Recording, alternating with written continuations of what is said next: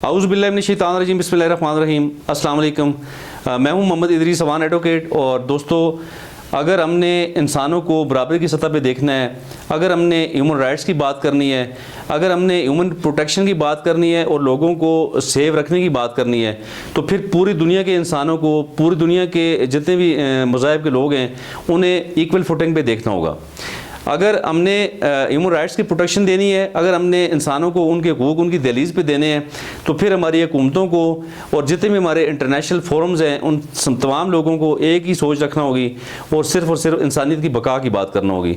तो हाल ही में जो हमारे मुल्क में इस वक्त पैनिक जो हो रहा है, जो पिछले 4-5 दिनों से सड़कों पे एहतजाज हो रहा है, तहरीक लब्बैक जो हमारी मजहबी जमात है वो जोश व खरोश से एहतजाज कर रही है, और गवर्नमेंट की तरफ से जो मज़ामत हमें देखने को मिल रही है, इसमें काफ़ी जानें भी ज़ाया हो चुकी हैं।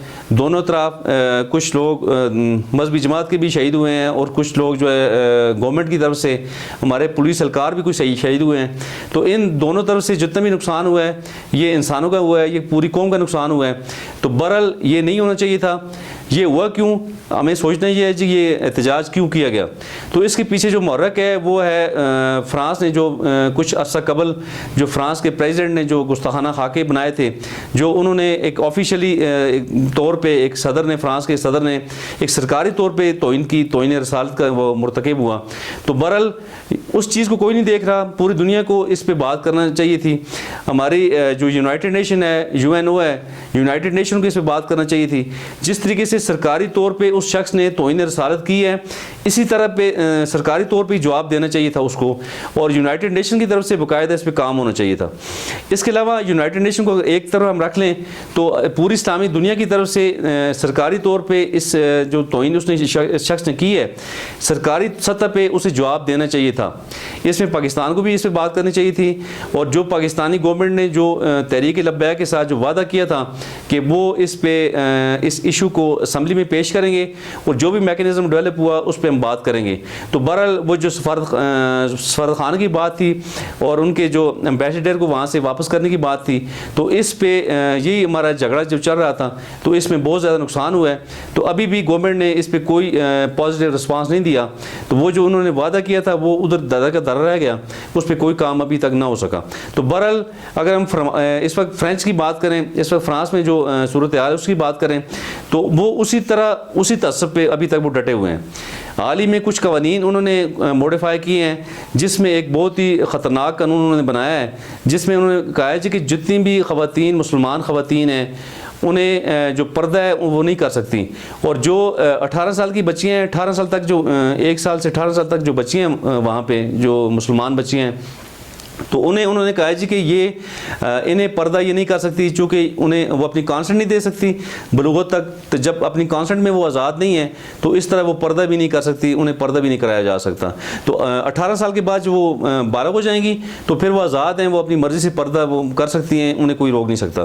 तो ये तो बिल्कुल ड्यूल बात हुई, ये तो कोई बात ना हुई। चूँकि जब 18 साल की एक बच्ची जवान हो जाती है, तो फिर वो जिस माहौल में पल बढ़ के वो जवान हुई है, तो वो फिर ज़ाहिर उसी रंग में रंग जाएगी, तो फिर किस तरीके से वो पर्दा कर सकेगी।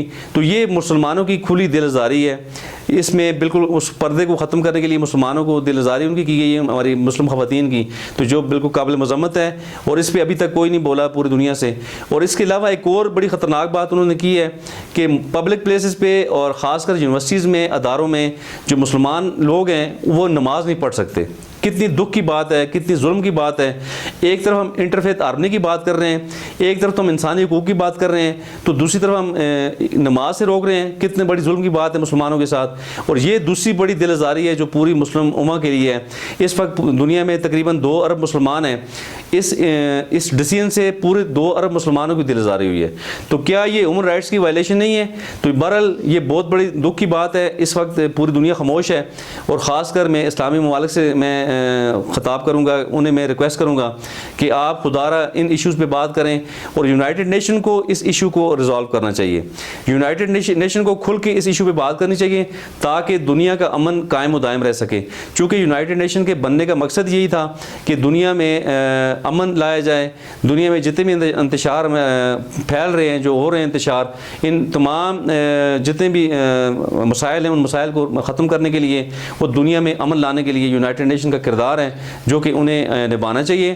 तो अगर हमने इंसानों के हकूक़ की बात करनी है, अगर हमने लोगों की दिलआज़ारी से बचना है, तो फिर पूरी दुनिया को मिल के सोचना होगा और बग़ैर किसी तसब के तमाम लोगों को राइट्स उनके डोर स्टेप पे देने होंगे।